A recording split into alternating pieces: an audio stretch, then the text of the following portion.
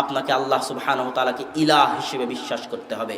এখানে আরও একটা কথা বলি, মাথায় রাখবেন, সেটা হচ্ছে আল্লাহ সুবহানাহু ওয়া তাআলা চাইলে, আল্লাহর রাসূল চাইলে বলতে পারতেন যে আশহাদু আন্নাল্লাহা ইলাহ, আমি সাক্ষ্য দিচ্ছি যে আল্লাহ হচ্ছেন ইলাহ, এই কথা বলতে পারতেন।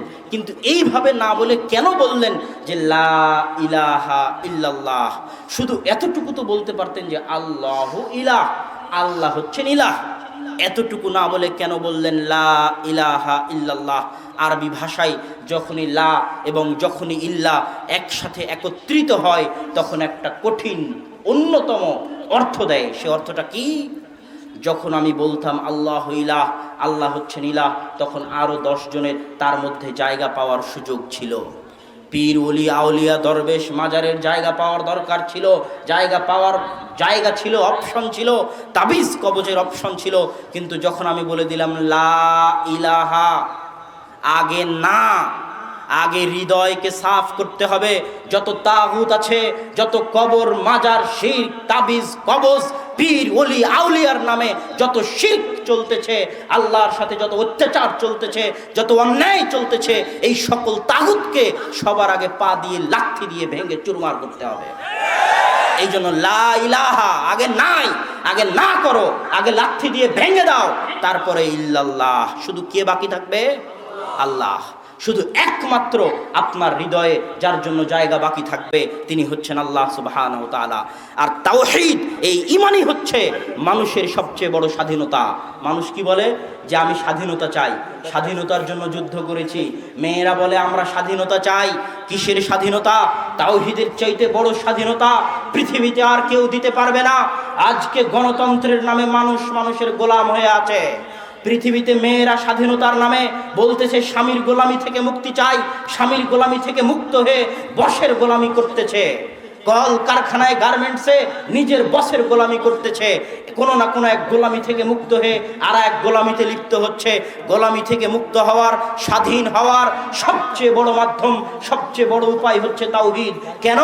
যখন অন্তরে লা ইলাহা ইল্লাল্লাহ প্রবেশ করবে, আল্লাহ ব্যতীত কারো জায়গা যখন অন্তরে থাকবে না, তখন তাওহীদ যখন হৃদয়ে প্রবেশ করবে, তখন আপনি দুনিয়ার কোনো মানুষকে বিন্দুমাত্র পরোয়া করবেন না। আপনি কোনো জিন শয়তানকে পরোয়া করবেন না, আপনি কোনো তাবিজ কবজকে পরোয়া করবেন না। পৃথিবীর কেউ আপনাকে যাররা পরিমাণ ভয় দেখাতে পারবে না। কেননা আপনি একমাত্র কাকে ভয় করেন? আল্লাহ সুবহানাহু ওয়া তাআলাকে ভয় করেন। এই জন্য একজন তাওহীদে বিশ্বাসী, একজন মুমিন একটা পারমাণবিক বোমের চেয়েও শক্তিশালী। ইব্রাহিম আলাইহিস সালাতু ওয়াস সালামকে আগুনে জ্বালিয়ে দেওয়া হলো, তবুও তিনি তাওহীদ থেকে ফিরে আসেননি। রাসূল সাল্লাল্লাহু আলাইহি ওয়াসাল্লাম নিজেও বলেছেন লাইন হুররিকতা ও কুতিলতা, তোমাকে যদি আগুনে জ্বালিয়ে দেওয়া হয়, তোমাকে যদি হত্যাও করা হয়, তবুও তাওহীদ ছাড়বে না, শিরক করবে না। এটাই হচ্ছে পারমাণবিক বোমের চেয়ে শক্তিশালী। কেন? যে মানুষ আল্লাহ ব্যতীত অন্য কাউকে হৃদয়ে জায়গা দেয়, কবর মাজারের পূজা করে, পীরকে সম্মান করতে গিয়ে পীরকে ইলাহ বানিয়ে দেয়, যারা আল্লাহ ব্যতীত অন্য কাউকে সম্মান করে, আল্লাহ ছাড়াও আল্লাহর সাথে অন্য কাউকে শরীক করে, তারা একদিন ইহুদি খ্রিস্টানদের গোলামি করবে এবং অতীতেও করেছে। এই জন্য ইহুদি খ্রিস্টানদের, তাদের সাথে কোনো শত্রুতা নাই। ইহুদি খ্রিস্টানরা খুব ভালোভাবে জানে, আরে যে আজকে কবরের সামনে মাথা নত করতেছে, সে একদিন আমার সামনেও মাথা নত করবে। এটা তারা খুব ভালোভাবে জানে যে একদিন আজকে কবর, তাবিজ, পূজা ইত্যাদির সামনে মাথা নত করতেছে, সে একদিন আমার সামনেও মাথা নত করবে। কিন্তু ওই মুমিন যে তাওহীদে বিশ্বাসী, যে পৃথিবীর কোনো কিছুর সামনে মাথা নত করে না, যদিও তাকে জ্বালিয়ে দেওয়া হয়, যদিও তাকে পুড়িয়ে দেওয়া হয়, তবু ইব্রাহিম আলাইহিস সালাতু ওয়াস সালামের মতো আগুনের দরিয়ায় ঝাঁপ দিতে রাজি আছে, কিন্তু তাওহীদের সাথে বিন্দুমাত্র আপোষ করতে রাজি নাই। এই রকম মুমিন যে পারমাণবিক বোমের চেয়ে শক্তিশালী, এটা ইহুদি খ্রিস্টানেরা জানে। এই জন্য ওই জাতীয় মুমিন, ওই জাতীয় তাওহীদপন্থী মুমিনদের বিরুদ্ধে তাদের সকল ষড়যন্ত্র। সম্মানিত উপস্থিতি, আমরা আলোচনা করছিলাম ঈমান, আকীদা এবং তাওহীদের গুরুত্ব নিয়ে, এবং সেটার প্রকার বলতে গিয়ে আল্লাহ সুবহানাহু ওয়া তাআলা রব হিসেবে আল্লাহকে বিশ্বাস করা, ইলাহ হিসেবে আল্লাহকে বিশ্বাস করা, এই কথা বলে আল্লাহ সুবহানাহু ওয়া তাআলার নাম এবং গুণাবলীর দিকে এগিয়ে যাচ্ছি। আল্লাহ সুবহানাহু ওয়া তাআলার নাম এবং গুণাবলীর গুরুত্ব সীমাহীন এবং অপরিসীম। জেনে রাখবেন, যত আপনারা বরকতের কথা বলেন যে আল্লাহ আপনার ধন সম্পদে বরকত দিক, আল্লাহ আপনার টাকা পয়সায় বরকত দিক, আল্লাহ আপনার সন্তান সন্ততি বরকত দিক, যত বরকতের কথা বলেন, সকল বরকতের উৎস কোথায়? আল্লাহ। আল্লাহ ব্যতীত অন্য কোথাও থেকে বরকত আসে না, এবং আল্লাহর সাথে সংশ্লিষ্ট যা কিছু আছে সবই বরকতময়। এই কোরআন কার বাণী? আল্লাহর বাণী। এই জন্য কোরআনও বরকতময়। কথা কি বুঝতে পারছেন? এই জন্য পবিত্র কোরআন যে বাড়িতে পড়া হবে সেখানে বরকত অবতীর্ণ হবে। এই জন্য আল্লাহর সাথে সংশ্লিষ্ট যা কিছু আছে সবই বরকতময়। অতএব আল্লাহর নাম এবং আল্লাহর গুণাবলীও বরকতময়। আল্লাহর নাম দিয়ে যে কাজ শুরু করা হবে সেটাতে বরকত হবেই হবে। রাসূল সাল্লাল্লাহু আলাইহি ওয়াসাল্লাম মুসলিম জাতিকে প্রতি পদে পদে আল্লাহর নাম দিয়ে কাজ শুরু করার কথা বলেছেন।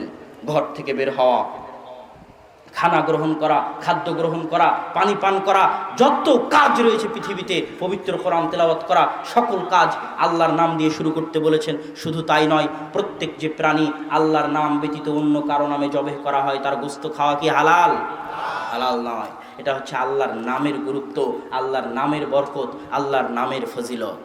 আপনি একটা জিনিস একটা বাড়িতে রেখে আসলেন, বাড়িতে তালা নাই, চাবি নাই, বিসমিল্লাহ বলে রেখে আসেন, আল্লাহর ওসিলা দিয়ে রেখে আসেন, আল্লাহর নামের উপর ভরসা করে রেখে আসেন। কে হেফাজত করবে?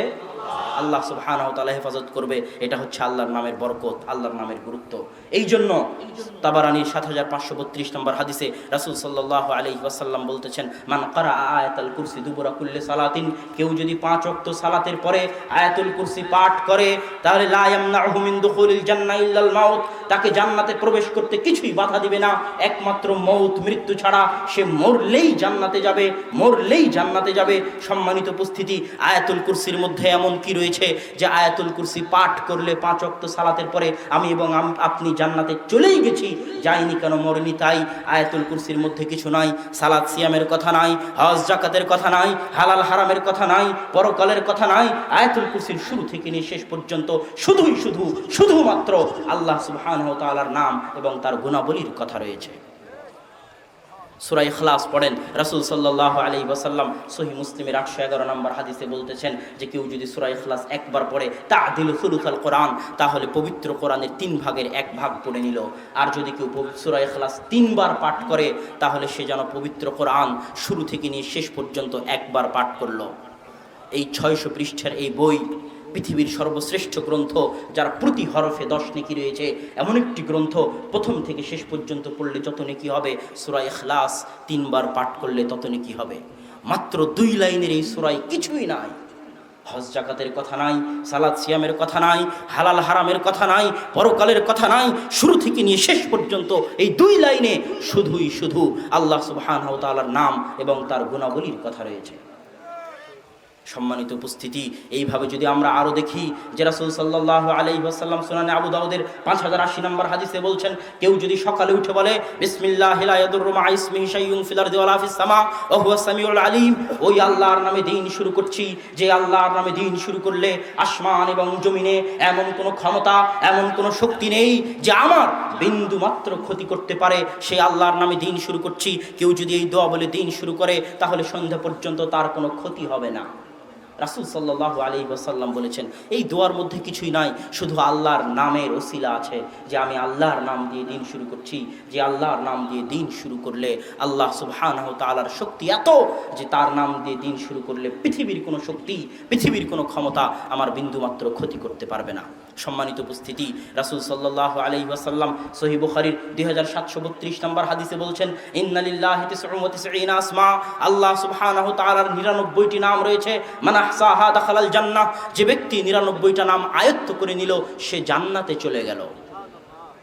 99টা নাম, আল্লাহর নাম আয়ত্ত করলেই জান্নাত। আল্লাহ সুবহানাহু ওয়া তাআলার নাম আয়ত্ত করলেই জান্নাত। এই আয়ত্ত করা মানে কি? এই আয়ত্ত করার ব্যাখ্যা করতে গিয়ে ইবনুল কাইয়িম রাহিমাহুল্লাহ বিস্তর ব্যাখ্যা করেছেন। তবে তার আগে আর একটা আয়াত পড়ে নেই। আল্লাহ সুবহানাহু ওয়া তাআলা সূরা আরাফের 180 নম্বর আয়াতে বলছেন, ওয়ালিল্লাহিল আসমাউল হুসনা ফাদউহু বিহা, আল্লাহ সুবহানাহু ওয়া তাআলার সবচেয়ে সুন্দর, সবচেয়ে উত্তম নাম রয়েছে, তোমরা আল্লাহকে সেই উত্তম, সেই সুন্দর নাম দিয়ে ডাকো। আল্লাহর নাম কেন সুন্দর? আল্লাহর নাম কেন উত্তম? শুনে রাখুন, আল্লাহ সুবহানাহু ওয়া তাআলার নাম এবং তার গুণের দিকে কেউ যদি বিন্দুমাত্র দুর্বল কিছু সম্পৃক্ত করে তাহলে আল্লাহ কত রাগান্বিত হন। সূরা মারিয়ামের 91 নম্বর আয়াতে আল্লাহ সুবহানাহু ওয়া তাআলা বলছেন, তাকাদুস সামাওয়াতু ইয়াতাফাত্তারনা মিনহু ওয়া তানশাক্কুল আরদু ওয়া তাখিরুল জিবালু হাদ্দা আন দাউ লিররহমানি ওয়ালাদা। ইহুদি খ্রিস্টানেরা আল্লাহর নামে এমন কিছু বলেছে, আল্লাহর দিকে এমন গুণকে সম্পৃক্ত করেছে যে সেই কথা, ইহুদি খ্রিস্টানদের ওই গুণের কথা যদি আসমান শুনে নেয়, আসমান ফেটে চৌচির হয়ে যাবে। যদি জমিন শুনে নেয় তাহলে জমিনও ফেটে খান খান হয়ে যাবে। আর যদি পাহাড় শুনে নেয়, তাখিরুল জিবাল হাদ্দা, একটা পাহাড় আর একটা পাহাড়ের সাথে ধাক্কা লেগে ফেটে চৌচির ভেঙে খান খান হয়ে যাবে। ওই কথা এত জঘন্য, ওই কথা এত খারাপ, ওই কথা এত নিকৃষ্ট। কি সেই কথা? আন দাউ লিররহমানি ওয়ালাদা। ইহুদি খ্রিস্টানেরা বলেছে আল্লাহর নাকি সন্তান আছে। তারপরে আল্লাহর কথা শুনেন, এরপরে আল্লাহ সুবহানাহু ওয়া তাআলা বলছেন, জেনে রাখো, ইন কুল্লু মান ফিস সামাওয়াতি ওয়াল আরদি ইল্লা আতির রহমানি আবদা। পৃথিবীর যত বড় নবী রাসূল হোক না কেন, স্বয়ং ঈসা আলাইহিস সালাম হোক না কেন, যাকে তারা আমার সন্তান বলে দাবি করছে, স্বয়ং মুহাম্মদ সাল্লাল্লাহু আলাইহি ওয়াসাল্লাম হোক না কেন, যত নবী রাসূল হোক না কেন, আর যত পীর বুজুর্গ ওলিয়া উলিয়া যারা বলে কিয়ামতের মাঠে জাহাজ দিয়ে মুরিদদেরকে জান্নাতে নিয়ে যাবে, যত বড় পীর হোক, যত বড় ওলিয়া উলিয়া হোক, প্রত্যেকেই কিয়ামতের দরবারে ইন কুল্লু মান ফিস সামাওয়াতি ওয়াল আরজি, আসমানে যারা আছে, জমিনে যারা আছে, প্রত্যেকেই কিয়ামতের দরবারে রহমানের সামনে, আমার দরবারে, আল্লাহর দরবারে আমার দাস এবং গোলাম হয়ে উপস্থিত হবে। আমার দাস এবং আমার গোলাম হয়ে। কারো কোনো ক্ষমতা থাকবে না, কারো কোনো পাওয়ার থাকবে না সেই দিন, আল্লাহ সুবহানাহু ওয়া তাআলার ক্ষমতা ছাড়া।